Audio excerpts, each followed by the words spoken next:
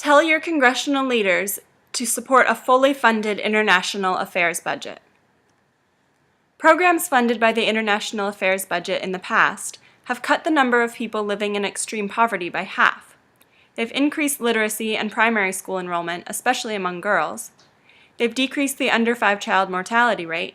They've increased the number of women in paid non-agricultural jobs.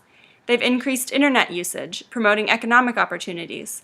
And they've prevented over 7 million deaths due to AIDS and over 6 million deaths due to malaria.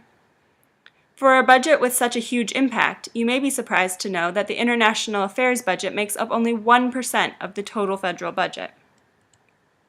According to the Center for Global Development, today 95% of the world's consumers live outside our borders. Already, the poorest 2/3 of the world's population accounts for $5 trillion in purchasing power, and there is every indication that the economic power of low and middle income countries will only increase in the coming years.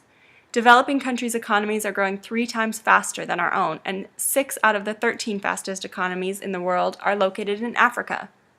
1 out of every 5 U.S. jobs is export-based, and 50% of our exports now go to developing nations. To continue to keep up with this economic growth potential throughout the world, we need strong development programs, which are funded by the international affairs budget. Improving conditions for the world's poor is a cornerstone of the United States national security strategy. The Pentagon's 3 Ds for protecting the United States are defense, development, and diplomacy. Development and diplomacy are funded by the international affairs budget, and as former Secretary of Defense Robert Gates said, development is a lot cheaper than sending soldiers.